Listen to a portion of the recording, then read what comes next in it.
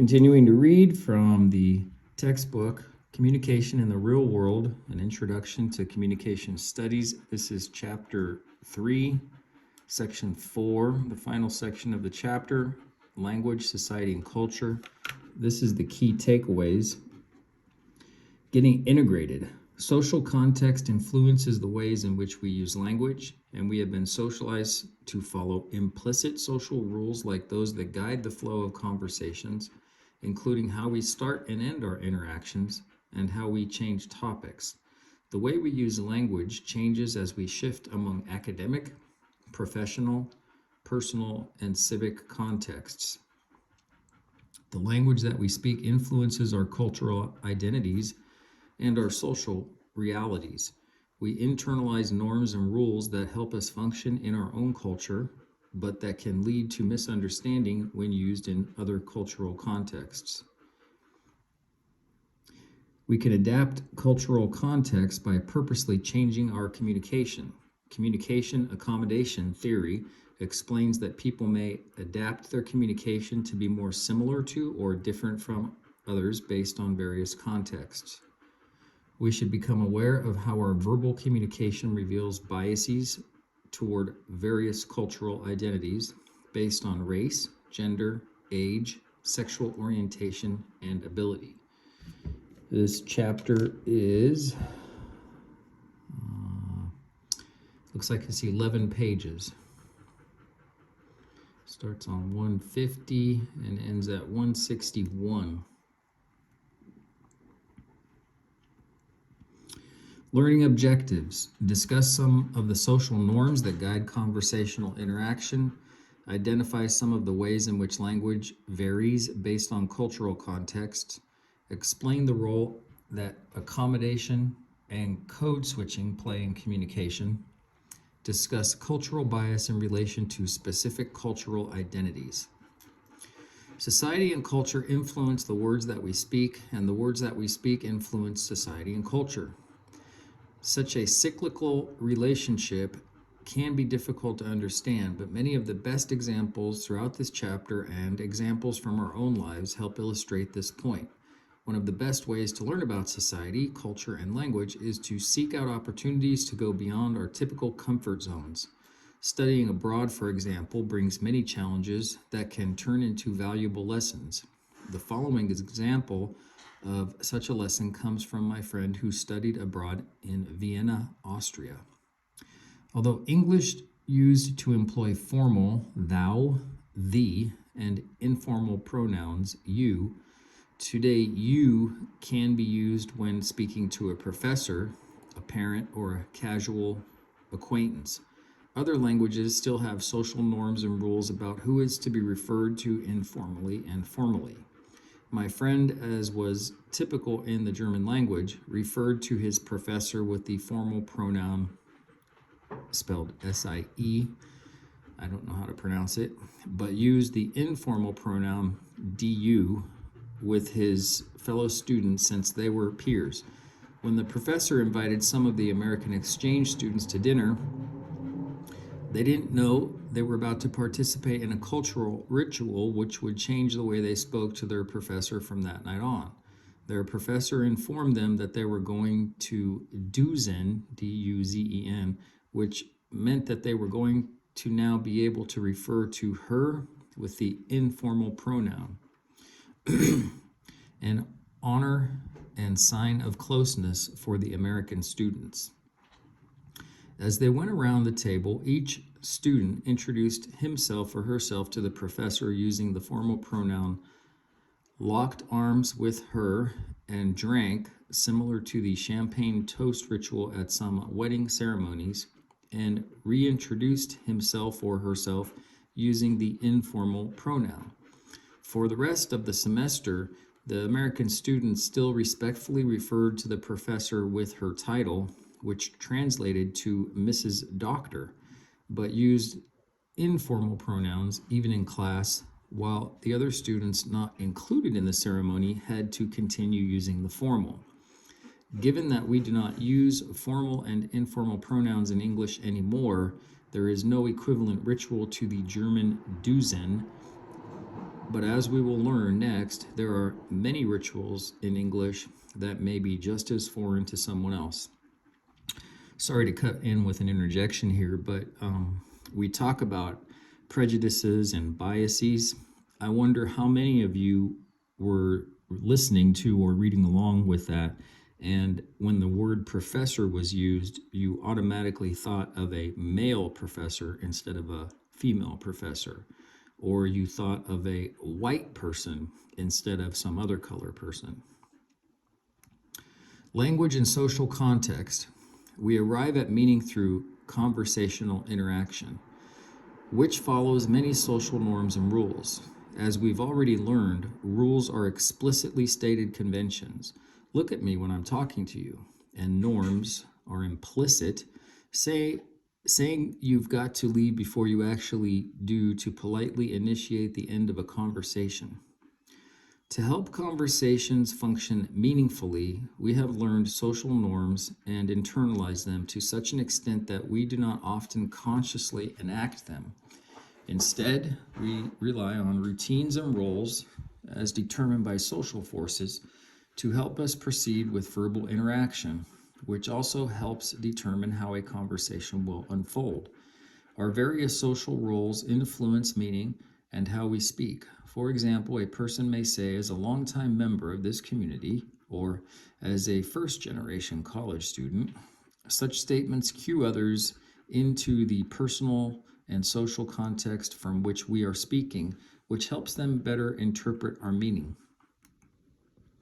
One social norm that structures our communication is turn-taking. People need to feel like they are contributing something to an interaction, so turn-taking is a central part of how conversations play out. Although we sometimes talk at the exact same time as others or interrupt them, there are numerous verbal and nonverbal cues, almost like a dance, that are exchanged between speakers that let people know when their turn will begin or end. Conversations do not always neatly progress from beginning to end with shared understanding along the way. There is a back and forth that is often verbally managed through rephrasing. Let me try that again. And clarification. Does that make sense? Oh, sorry for another interjection there, but I remember when I went to work at an inner city high school, and the population there was so diverse, it's almost impossible to explain. I think we had 85 or 86 different dialects that were at the school. There was like 3,200 students.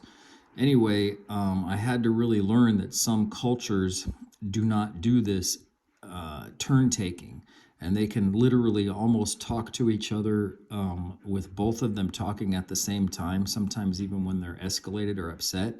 And if you jump in with your culture's so-called turn-taking rule, you really interfere with their ability to work it out. So the idea of mediating some conversation and superimposing your rules, or even the rules you learned in the so-called counseling profession, it's culturally insensitive, to say the least. It might be helpful, but it might be more helpful to just watch and see how the parties work it out and learn something about their culture along the way. We also have certain units of speech that facilitate turn-taking.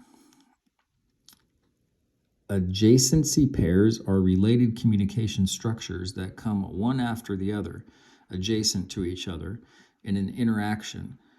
For example, questions are followed by answers, greetings are followed by responses, compliments are followed by a thank you, and informative comments are followed by an acknowledgement. These are the skeletal components that make up our verbal interactions, and they are largely social in that they facilitate our interactions. When these sequences don't work out, confusion, miscommunication, or frustration may result, as you can see in the following sequences. Travis, how are you? Wanda, did someone tell you I'm sick? Daryl, I just wanted to let you know the meeting has been moved to 3 o'clock. Lee, I had cake for breakfast this morning. Some conversational elements are highly scripted or ritualized, especially the beginning and end of an exchange and topic exchanges. Conversations often begin with a standard greeting and then proceed to safe exchanges about things in the immediate field of experience of the communicators, such as a comment on the weather or noting something going on in the scene. At this point, once the ice is broken, people can move on to other more content-specific exchanges. Once conversing, before we can initiate a topic change, it is a social norm that we let the current topic being discussed play itself out or continue until the person who introduced the topic seems satisfied. We then usually try to find a relevant tie-in or segue that acknowledges the previous topic, in turn acknowledging the speaker before actually moving on. Changing the topic without following such social conventions might indicate to the other person that you were not listening or are simply rude.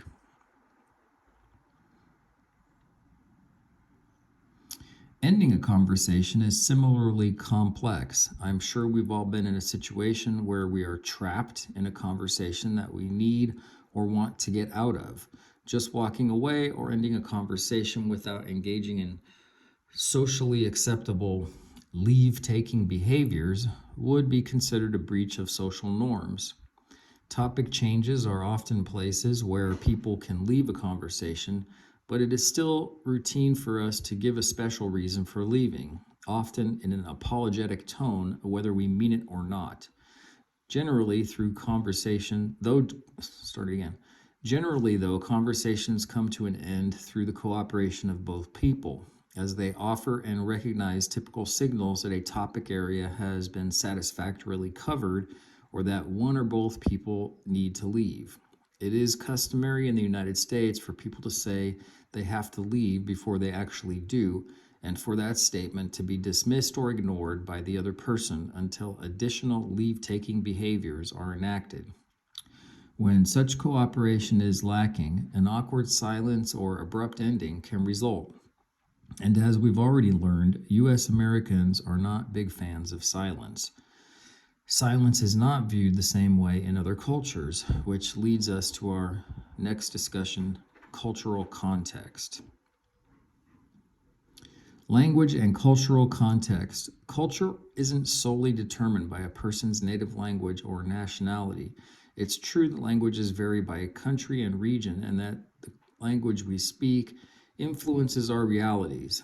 But even people who speak the same language experience cultural differences because of their various intersecting cultural identities and personal experiences. We have a tendency to view our language as a whole more favorably than other languages.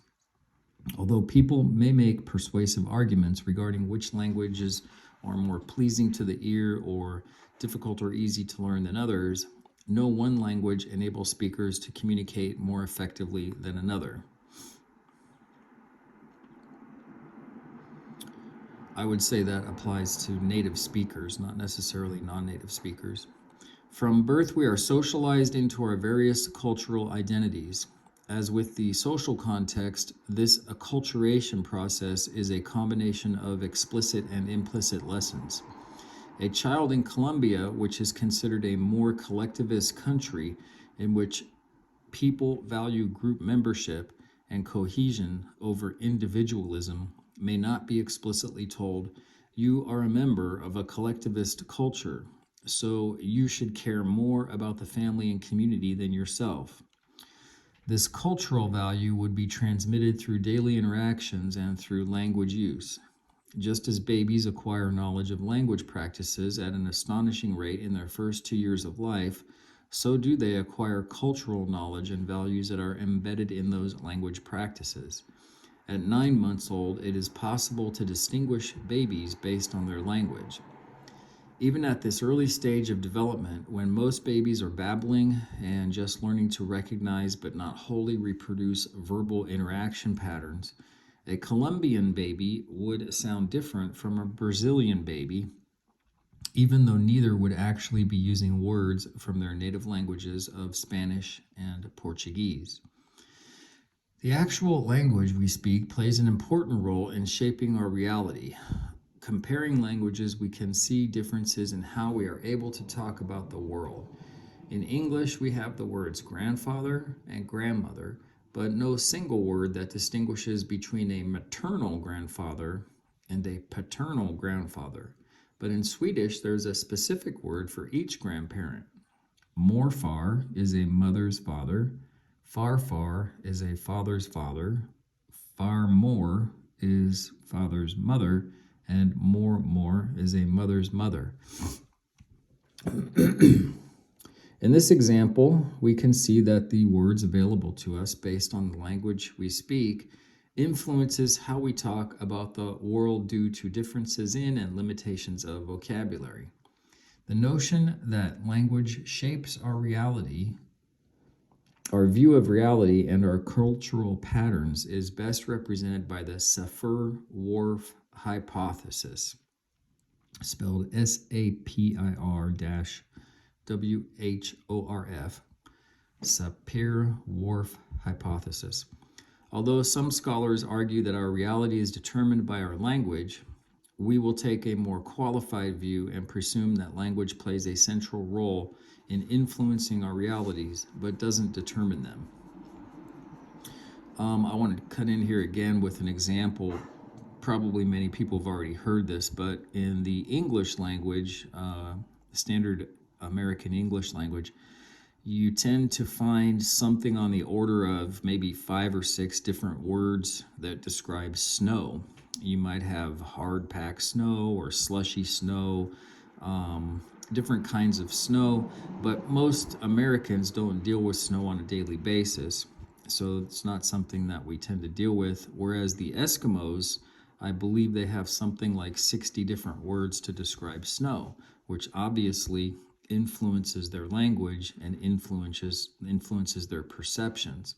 So even on a word level, the language that you speak can influence your thought process.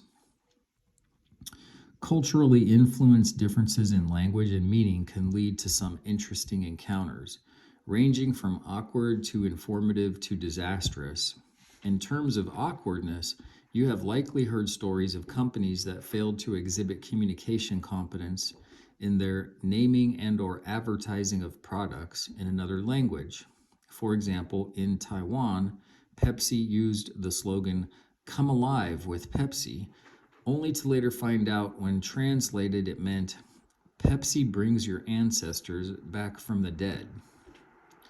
Similarly, American Motors introduced a new car called the Matador to Puerto Rico market, only to learn that Matador means killer, which wasn't very comforting to potential buyers. At a more informative level, the words we use to give positive reinforcement are culturally relative. In the United States and England, parents commonly positively and negatively reinforce their child's behavior by saying good girl or good boy. There isn't an equivalent for such phrase in other European languages, so the usage in only these 2 countries has been traced back to the Puritan influence on beliefs about good and bad behavior.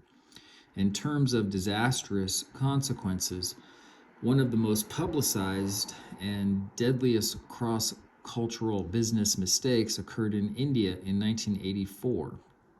Union Carbide, an American company, controlled a plant used to make pesticides.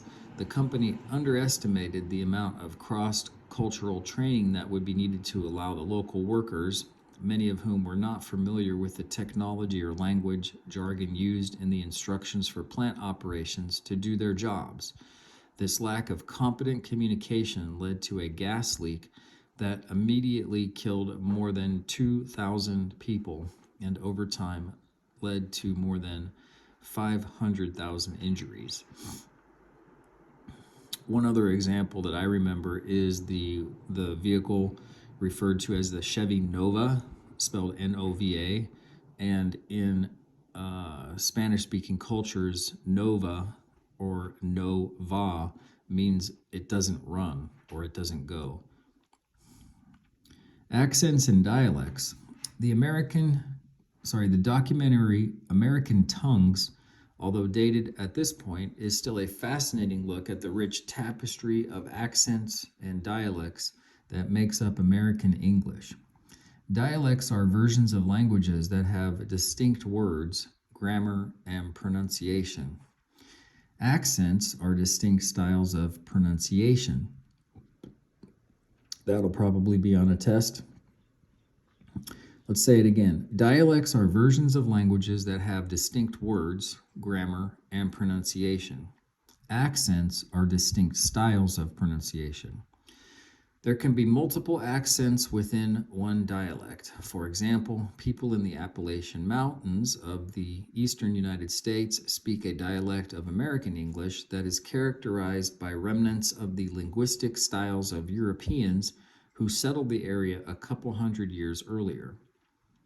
Even though they speak with this similar dialect, a person in Kentucky could still have an accent that is distinguishable from a person in Western North Carolina.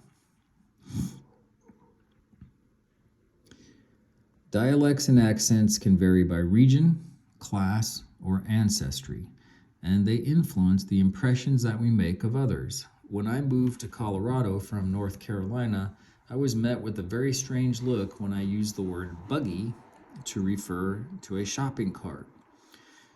Research shows that people tend to think more positively about others who speak with a dialect similar to their own and think more negatively about people who speak differently. Of course, many people think they speak normally and perceive others to have an accent or dialect. Although dialects include the use of different words and phrases, it's the tone of voice that often creates the strongest impression. For example, a person who speaks with a Southern accent may perceive a New Englander's accent to be grating, harsh, or rude because the pitch is more nasal and the rate faster. Conversely, a New Englander may perceive a Southerner's accent to be syrupy and slow, leading to an impression that the person speaking is uneducated. Customs and norms. Social norms are culturally relative. The words used in politeness rituals in one culture can mean something completely different in another. For example, thank you in American English acknowledges receiving something such as a gift, a favor, or a compliment. In British English, it can mean yes, similar to American English's yes, please. And in French, merci can mean no, as in no thank you. Additionally, what is considered a powerful language style varies from culture to culture. Confrontational language, such as swearing, can be seen as powerful in Western cultures, even though it violates some language taboos, but would seem as immature and weak in Japan. I would suggest that right there is an excellent example of the internal thought process and the use of language. And so one would ask, why is swearing seen as being a sign of strength in American English, and yet it's a sign of weakness in Japan? And that has to do with what you think about people who swear. So it's not just the use of the word, it's your actual thought process that gets involved there. And if you act according to that thought process, that's how the culture influences language, and the use of language has a reverse effect in terms of strengthening or influencing the culture itself. Meaning, when you see people in movies in America swearing, they're usually swearing because they're attacking or they're fighting or things are escalating. But in Japan, if you saw people swearing, it might be some sort of an admission that they've lost the battle and they can't fight, and so they've resorted to name calling. Gender also affects how we use language, but not to the extent that most people think.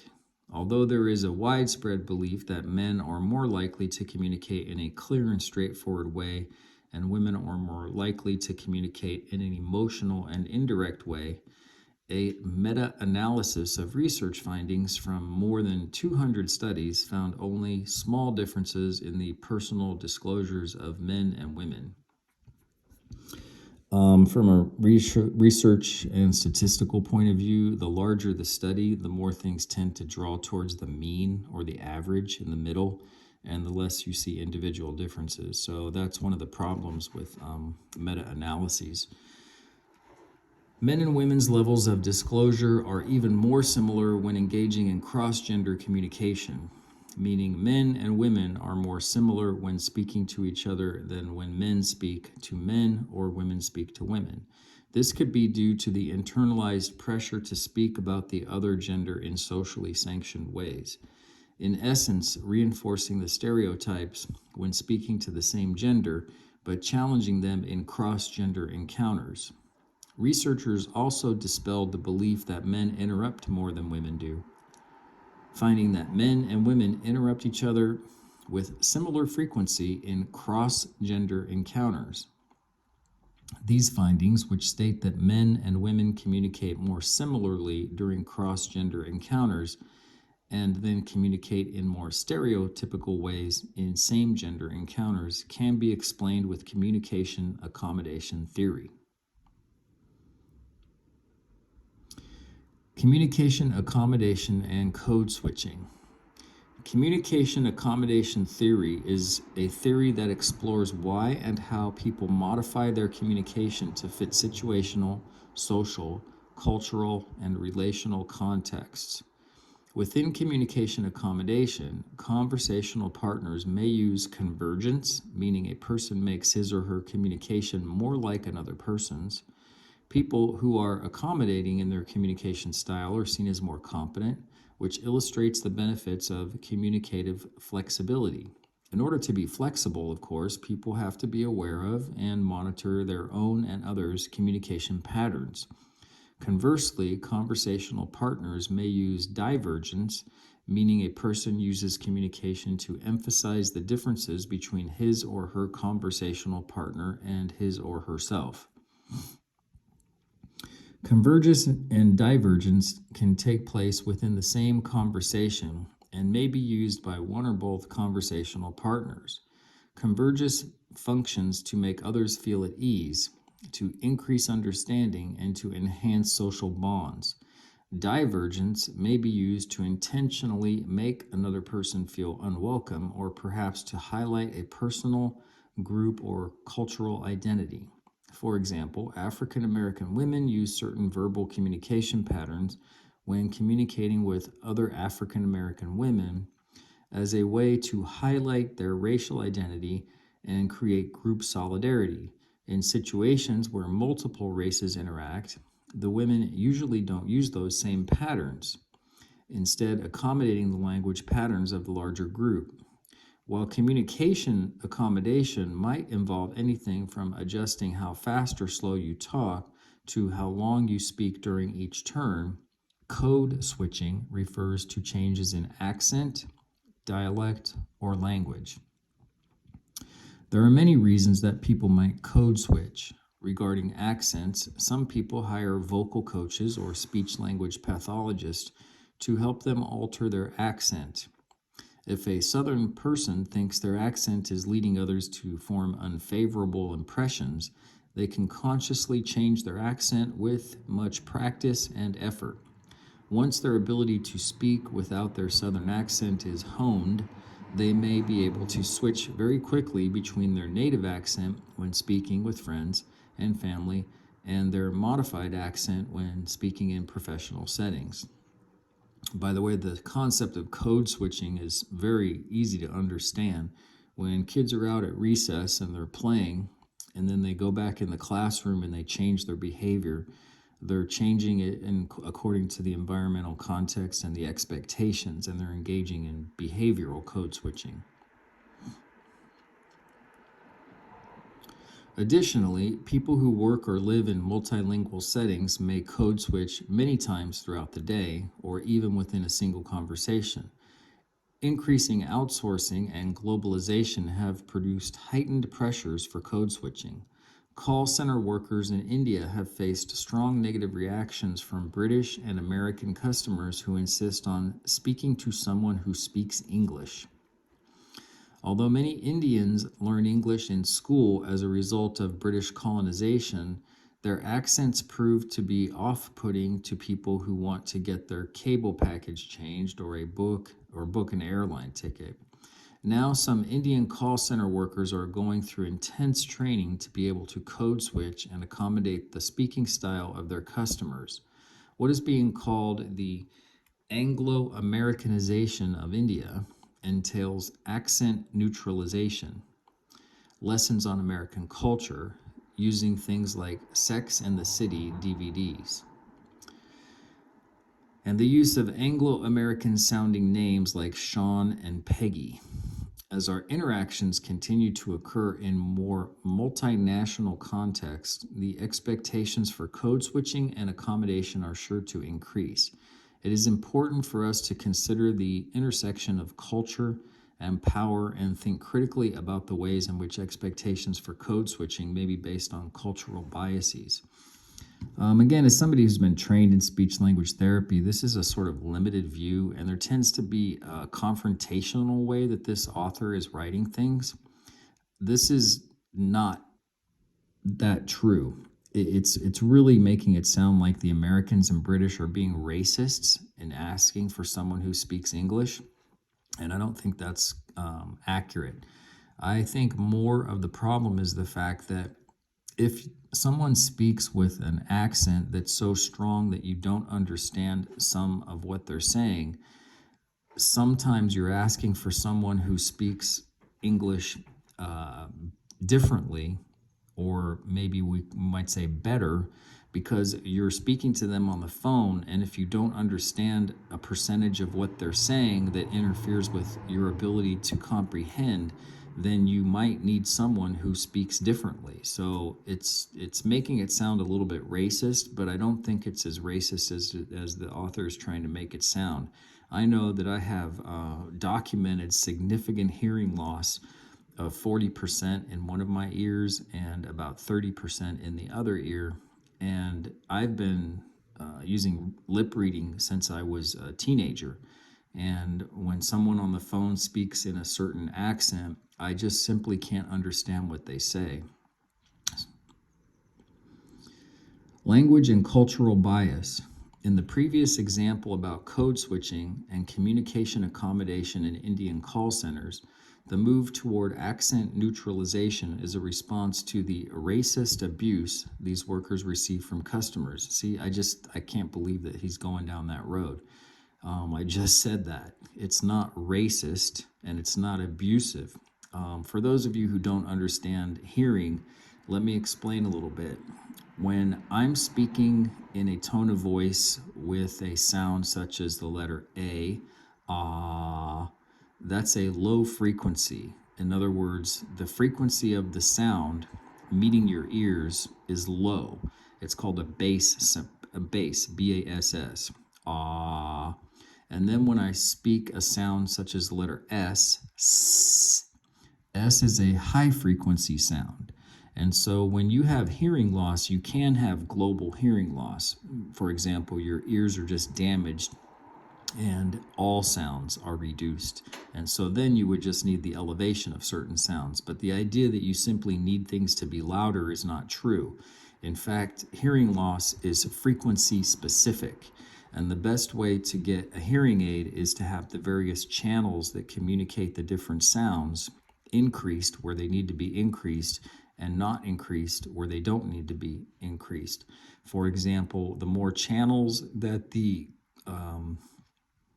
hearing aid can control for, the more specific the hearing aid could be. And for example, men tend to lose a lot of the hearing in the high frequency sounds. Again, that would be sounds like ch or s, sounds like that, because we work around power tools without hearing protection. Whereas most females don't work around a lot of power tools or things that make loud sounds.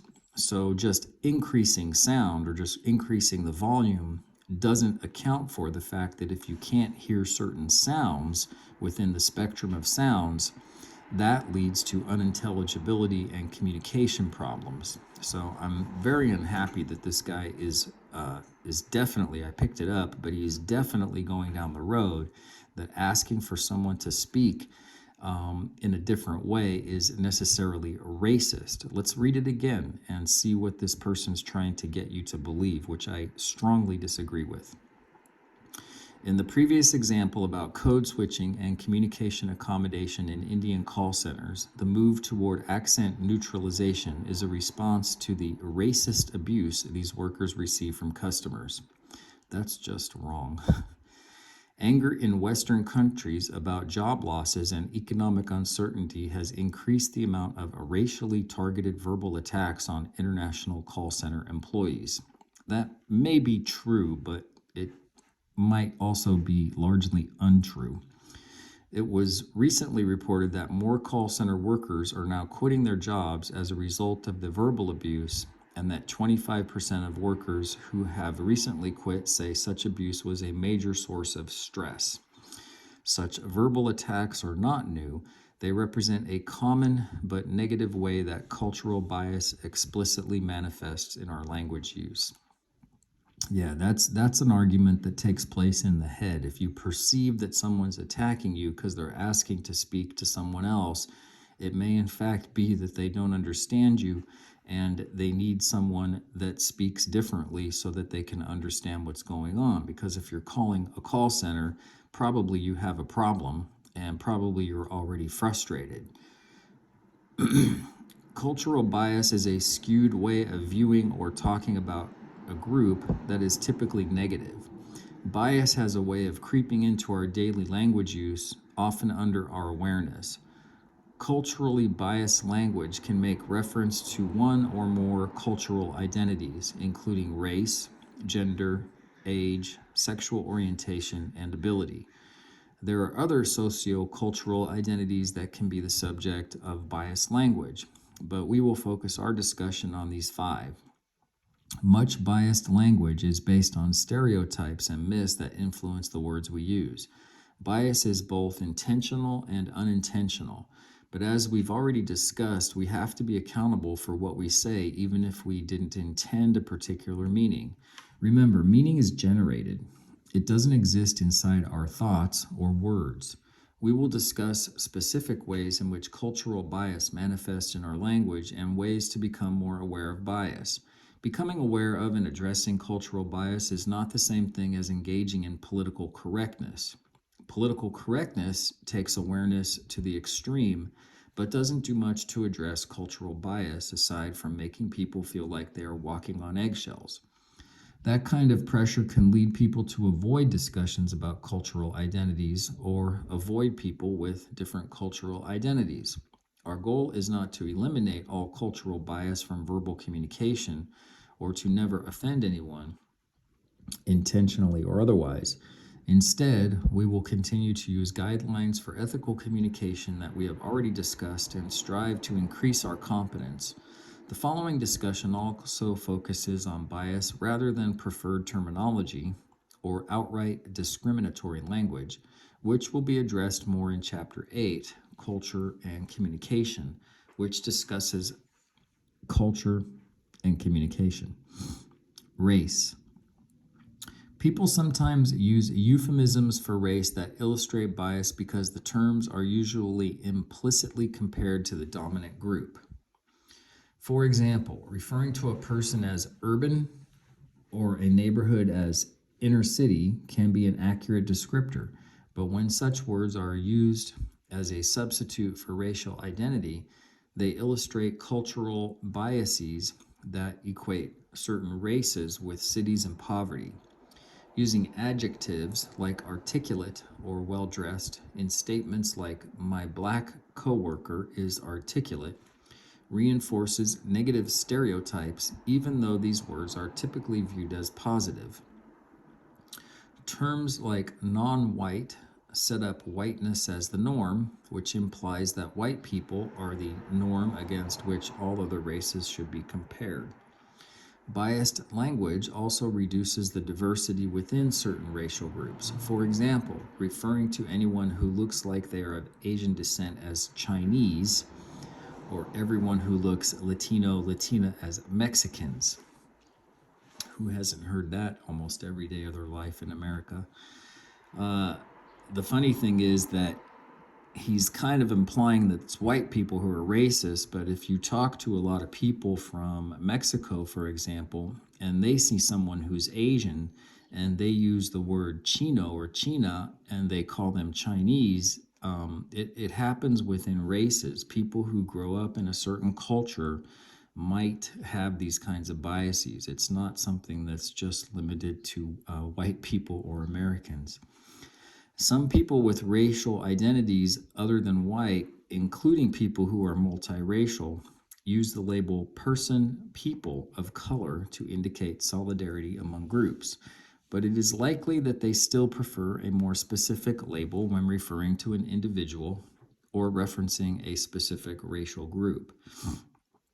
Yeah, it would be very offensive to many Koreans who are visiting here from Korea to be referred to as Chinese or Japanese. There's been a long history of war with China and Japan in Korea, and they might not have very good feelings about that. So I don't think I live in the San Francisco Bay Area for most of my life, and I don't think most people are offended if you ask them where they're from, although some people are, and they might consider it some sort of an aggression or microaggression. Some people are sensitive to that and even hypersensitive to that. But I think it can open up some really good conversations if you ask them where they're from and find out more about their culture. Gender. Language has a tendency to exaggerate perceived and stereotypical differences between men and women. The use of the term opposite sex presumes that men and women are opposites, like positive and negative poles of a magnet, which is obviously not true, or men and women wouldn't be able to have successful interactions or relationships. A term like other gender doesn't presume opposites and acknowledges that male and female identities and communication are more influenced by gender, which is the social and cultural meanings and norms associated with males and females, than sex, which is the physiology and genetic makeup of a male and female. One key to avoiding gendered bias in language is to avoid the generic use of he when referring to something relevant to males and females. Instead, you can informally use a gender-neutral pronoun like they or their, or you can use his or her. When giving a series of examples, you can alternate usage of masculine and feminine pronouns, switching with each example. You can tell this book is old because now I believe there's something like 64 different pronouns that people can choose to use. I read a list of them the other day and I don't even know how to pronounce most of them. We have lasting gendered associations with certain occupations that have tended to be male or female dominated, which erase the presence of both genders. Other words reflect the general masculine bias present in English. The following word pairs show the gender-biased term followed by an unbiased term: waiter, server, chairman, chair or chairperson, mankind, people, cameraman, camera operator, mailman, postal worker, sportsmanship, fair play. Common language practices also tend to infantilize women, but not men.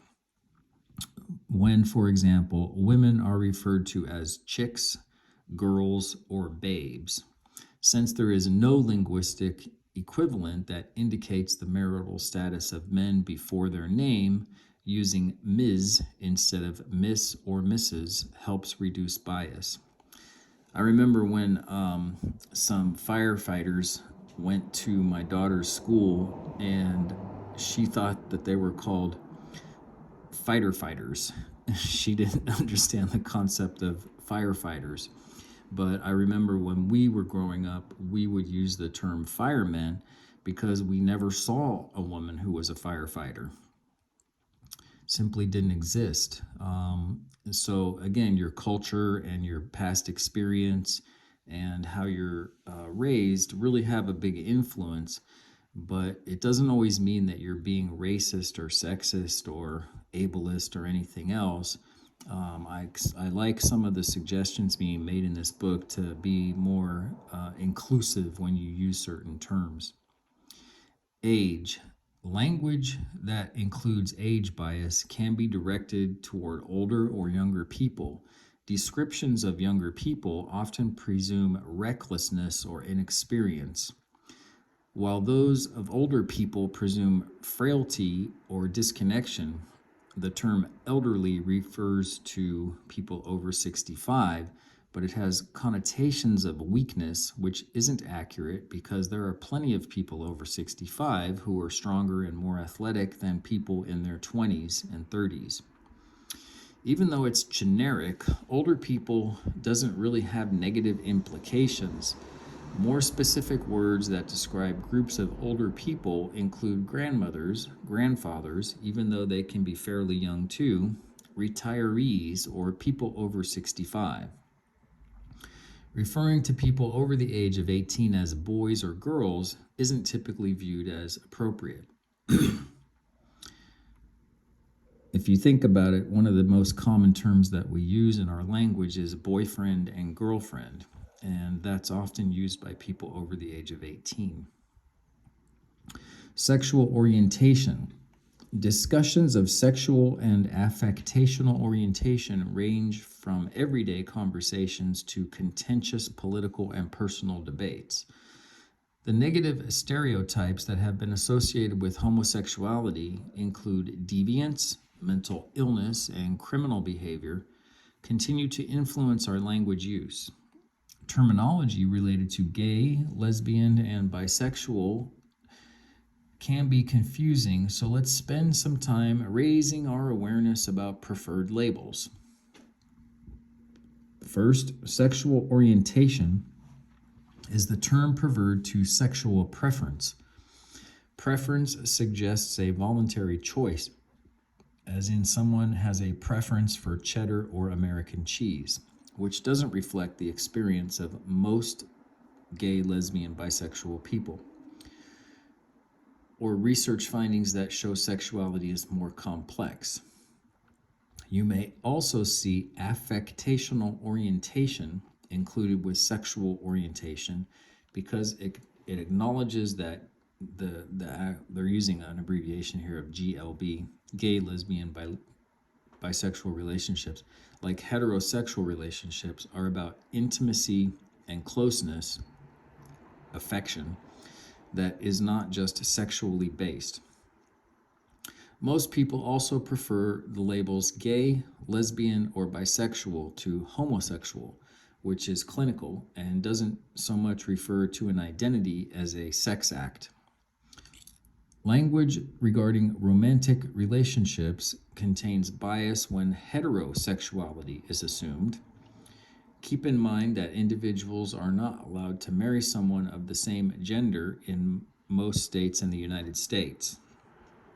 I know this book was written in 2016, but I'm not sure that that's actually true, so I don't know. It's 2024 or 2023 right now. For example, if you ask a gay man who has been in a committed partnership for 10 years if he is married or single, how should he answer that question? Comments comparing GLB people to normal people, although possibly intended to be positive, reinforces the stereotype that GLB people are abnormal. Don't presume you can identify a person's sexual orientation by looking at them or talking to them. Don't assume that GLB people will come out to you. Given that many GLB people have faced and continue to face regular discrimination, they may be cautious about disclosing their identities. However, using gender-neutral terminology like partner and avoiding other biased language mentioned previously may create a climate in which GLB person feels comfortable disclosing his or her sexual orientation identity. Conversely, casual use of phrases like "that's a gay" to mean "that's stupid" may create an environment in which GLB people do not feel comfortable, even though people don't often use the phrase to actually refer to sexual orientation. Campaigns like Think Before You Speak try to educate people about the power that language has and how we should all be more conscious of the words we use. Ability. People with disabilities make up a diverse group that has increasingly come to be viewed as a cultural social identity group. People without disabilities are often referred to as able-bodied. As with sexual orientation, comparing people with disabilities to normal people implies that there is an agreed-on definition of what normal is and that people with disabilities are abnormal. Disability is also preferred to the word handicap. Just because someone is disabled doesn't mean he or she is also handicapped. The environment around them, rather than their disability, often handicaps people with disabilities. Ignoring the environment as the source of a handicap and placing it on the person fits into a pattern of reducing people with disabilities to their disability. For example, calling someone a paraplegic instead of a person with paraplegia. In many cases, as with sexual orientation, race, age, and gender, verbally marking a person as disabled isn't relevant and doesn't need spotlighting. Language used in conjunction with disabilities also tends to portray people as victims of their disability and paint pictures of their lives as gloomy, dreadful, or painful. Such descriptors are often generalizations or completely inaccurate. I don't watch TV much, but I have watched a clip of The Office, and the guy who's in charge of the office is Michael. And there's a scene where he invites somebody who has a disability, and it's a person that comes in a wheelchair, and it's hilarious. So if you want to see how that plays out in a training, one of those trainings that's required for disability awareness training, that clip from The Office is pretty funny. Getting critical. Hate speech. Hate is a term that has many different meanings and can be used to communicate teasing, mild annoyance, or anger. The term hate, as it relates to hate speech, has a much more complex and serious meaning. Hate refers to extreme negative beliefs and feelings toward a group or member of a group because of their race, gender, religion, sexual orientation, or ability. We can get a better understanding of the intensity of hate by distinguishing it from anger, which is an emotion that we experience much more regularly. First, anger is directed toward an individual, while hate is directed toward a social or cultural group. Second, anger doesn't prevent a person from having sympathy for the target of his or her anger, but hate erases sympathy for the target. Third, anger is usually the result of personal insult or injury, but hate can exist and grow even with no direct interaction with the target. Fourth, anger isn't an emotion that people typically find pleasure in, while hatred can create feelings of self-righteousness and superiority that lead to pleasure. Last, anger is an emotion that usually dissipates as time passes, eventually going away, while hate can endure for much longer.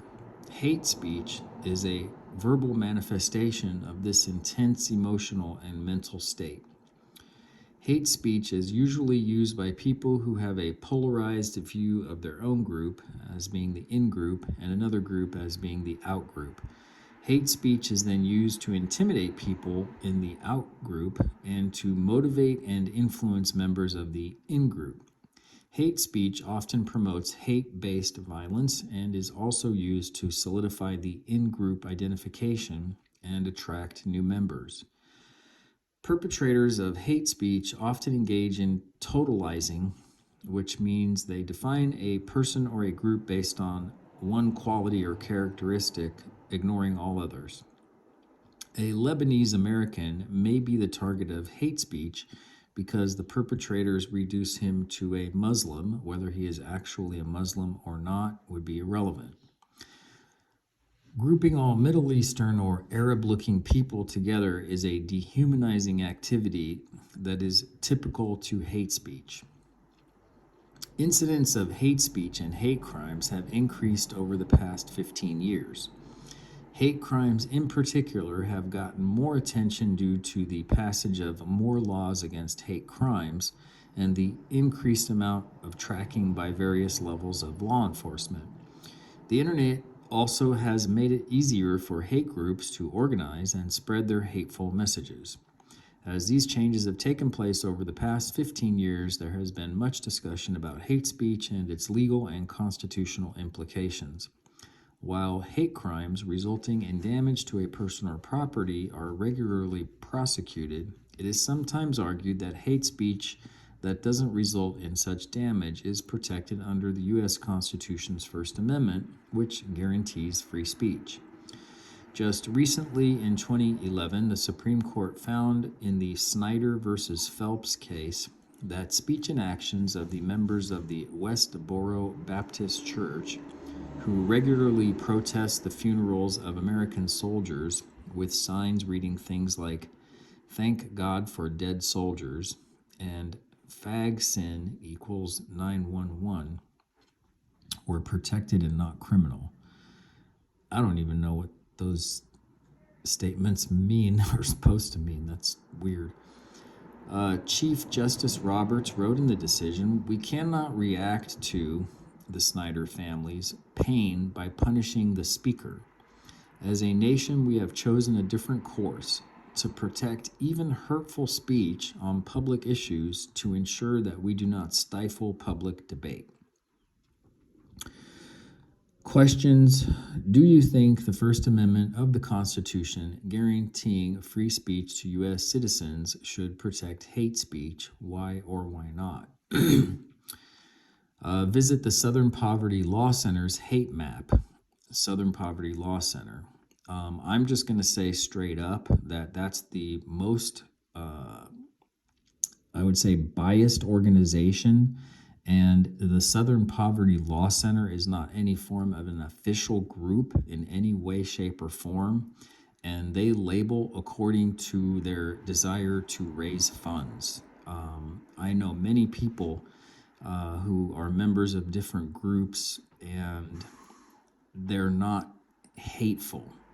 They might be different, but if they're members of some church and some group comes along, like the so-called Southern Poverty Law Center, and labels them a hate group, the people within that group now are considered to be haters, and belonging to that group necessarily implies that they are hateful people or racist or whatever else.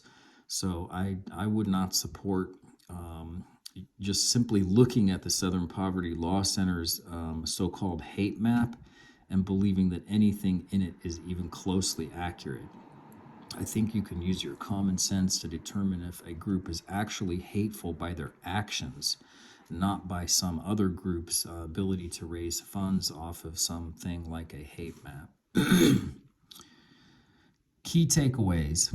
Getting integrated.